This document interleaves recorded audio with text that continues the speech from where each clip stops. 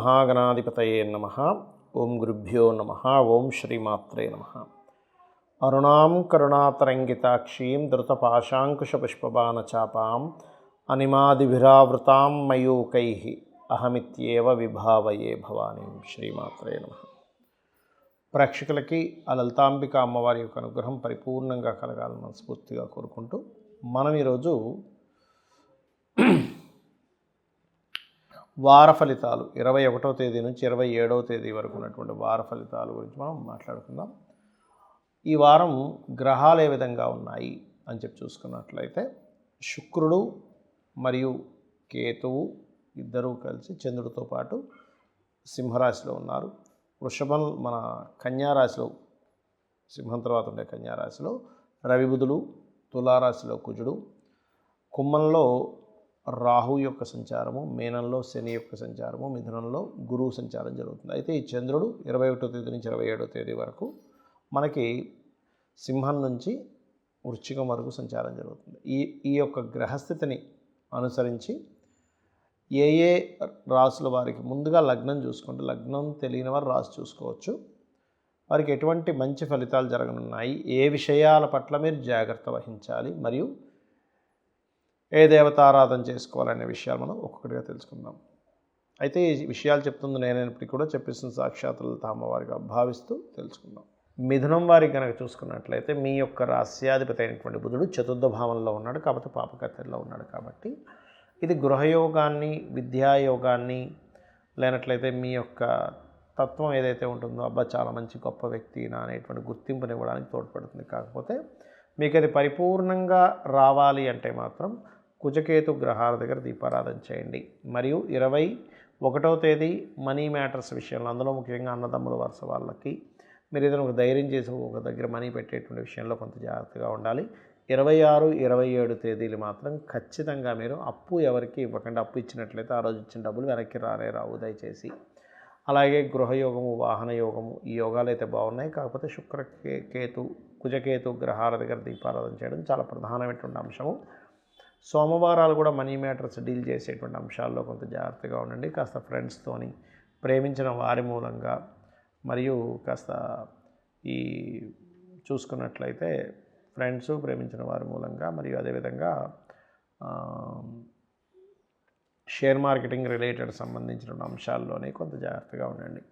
ఇక మరొక విషయం ఏంటంటే, ఇక్కడ గమనించినట్లయితే ఈ సప్తమ స్థానాధిపతి ఎవరైతే గురువు ఉన్నాడో లగ్నంలో ఉన్నందుకు ప్రధానంగా ఏంటంటే, ఇక్కడ గమనించినట్లయితే ఇక్కడ ఈ సప్తమ స్థానాధిపతి జూపిటర్ అయి లగ్నంలో ఉండడం వల్ల కొంత వివాహ సంబంధించిన విషయంలో కొద్ది స్ట్రెస్ కూడా ఉంటుంది.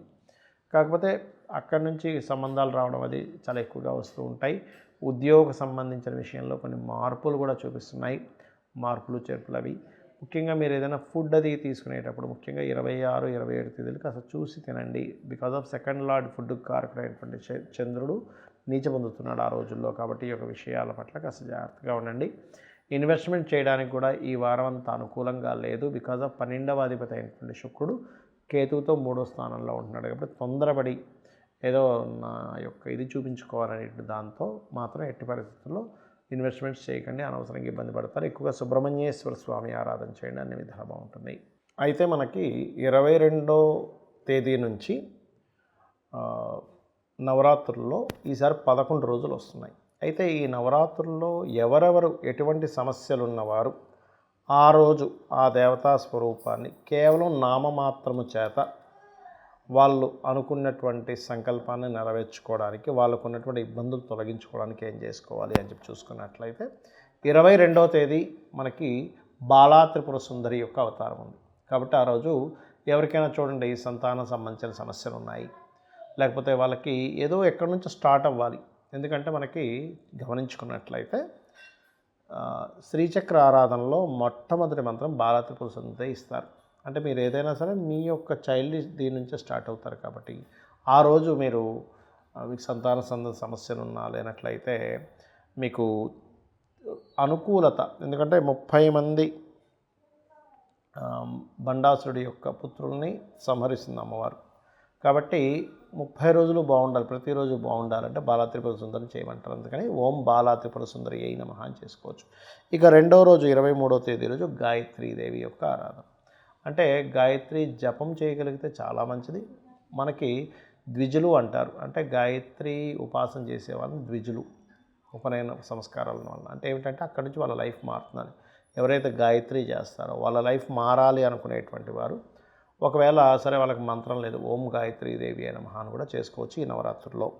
అలాగే అన్నపూర్ణాదేవి. చాలామంది చూడండి, ఫుడ్ తింటే ఎలర్జీస్ రావడము, ఫైనాన్షియల్ ప్రాబ్లమ్స్ ఉండడము, లేకపోతే ఫుడ్ కూడా ఇబ్బంది రావడము, కుటుంబ సంబంధించిన విషయాల్లో ఇబ్బంది ఉండడము, లేనట్లయితే మానసికమైన రుగ్మతలు ఎక్కువగా ఉండేటువంటి వారు ఓం అన్నపూర్ణాదేవి అయిన నమః అని ఈ నవరాత్రుల్లో చేసుకున్నట్లయితే అన్ని విధాలు బాగుంటుంది. అలాగే ఇక 4వ 25వ తేదీ కాత్యాయని దేవి.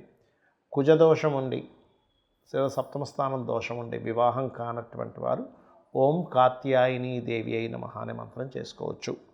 అదేవిధంగా 26వ తేదీ మహాలక్ష్మి.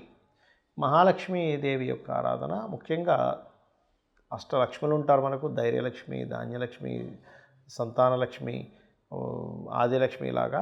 అయితే అందులో అందరికీ కూడా మనకు కావాల్సింది లక్ష్మీదేవి, ధనలక్ష్మి మీద ఎక్కువ కాన్సన్ట్రేషన్ ఉంటుంది. అయితే ఓం లక్ష్మీదేవి అయిన నమః చేసుకోవచ్చు, లేదా లక్ష్మీదేవి యొక్క అష్టోత్తరం చదువుకోవచ్చు, లేనట్లయితే ఓం సంపత్కరీ సమారూఢ సింధుర వ్రజ సేవితాయ నమః చేసుకోవచ్చు లక్ష్మీ ప్రాప్తి కోసం. ఇక దాని తర్వాత లలితా త్రిపుర సుందరి. ఈ లలితా త్రిపుర సుందరి మనకి అవతారాల్లో 6వ అవతారంగా వస్తుంది. కాబట్టి ఈ లలితా త్రిపుర సుందరి యొక్క అవతారం విషయంలో మీకు ఇంకా ఇది అదేం లేదండి, పూర్తి లలిత చేసుకున్నట్లయితే అద్భుతం, ఇంకా మనిషి యొక్క జీవితం మారుతుంది. కాకపోతే పూర్తిగా మనం బిలీవ్ చేస్తూ చేయాలి, అంతేగాని ఎందుకంటే అనుమానంతో ఎందుకు చేయకూడదు అంటారు. అంటే అనుమానంతో చేసేది మనం కంటిన్యూ చేయము, కాన్సన్ట్రేషన్గా చేయము. అది ఇక అలాగే గమనించుకున్నట్లయితే మహాచండి. మహాచండి ఓం మహాచండీ దేవి అయి నమః అనుకోవచ్చు.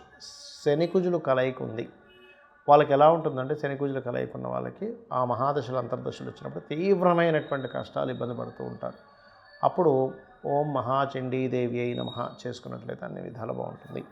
ఇక అలాగే సరస్వతీదేవి. సరస్వతీదేవి చతుర్థ భావం పాడైంది ఎవరికైనా జన్మజాతకంలో, అప్పుడు వారు కనుక సరస్వతీదేవిని ఓం సరస్వతీదేవి అయి నమః లేదా సరస్వతి అష్టోత్తరం చదువుకోవడము, సరస్వతీదేవి సంబంధించిన శ్లోకాలు చదువుకోవడము, లేనట్లయితే చక్కగా మీరు హయగ్రీవ స్తోత్రం జ్ఞానానందమయం దేవం నిర్మల స్ఫటికాకృతిం ఆధారం సర్వ విద్యానాం హయగ్రీవం ఉపాస్మహే అనే నామస్మరణ చేయడం వల్ల కూడా సరస్వతి అనుగ్రహం కలుగుతుంది, హయగ్రీవ అనుగ్రహం కూడా జరుగుతుంది. ఇక దుర్గాదేవి తర్వాత అవతారం దుర్గా. ఈ దుర్గాదేవి యొక్క అవతారం ఏదైతే ఉందో మనకి చూసుకున్నట్లయితే 30వ తేదీ వస్తుంది. అయితే ఆ అమ్మవారిని ముఖ్యంగా రాహు ప్రభావం కనుక ఎవరికైనా ఉంది అంటే అపోహలు భయాలు ఉంటుంటాయి, అప్పుడు దుర్గా దుఃఖనాశిని అంటూ ఉంటారు. ఓం ధుమ్ దుర్గాయ నమః అని చెప్పి చేసుకున్నట్టయితే అపోహలు భయాల నుంచి ఎప్పుడైతే మనకు భయం పోయిందో ధైర్యంతో మనం అడుగు ముందుకు వేస్తాం, తద్వారా మనం విజయాన్ని పొందుతాం.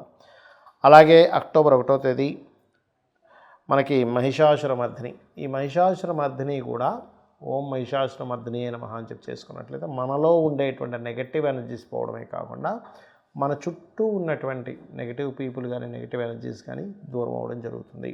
అయితే ఇది ఎక్కువగా పాపగ్రహ సంబంధాలు యొక్క మహాదశలు, అంటే ఏదైనా నీచగ్రహం ఉంది, లేనట్లయితే 2 పాపగ్రహాలు కలిసి ఉన్నటువంటిది, అలాంటి మహాదశలు నడిచేటప్పుడు మహిషాసురమర్దిని ఓం మహిషాసురమర్దిని నమః చేసుకున్నట్లయితే మనకి చూడండి ఒక్కోసారి ఏదో బ్లాక్ మ్యాజిక్స్ అనో ఏదో గాలి ధూళి సోకిందనో భయపడుతూ ఉంటారు, అటువంటివి కూడా తొలగడం జరుగుతుంది. ఇక అదేవిధంగా రాజరాజేశ్వరీదేవి ఆఖరిగా.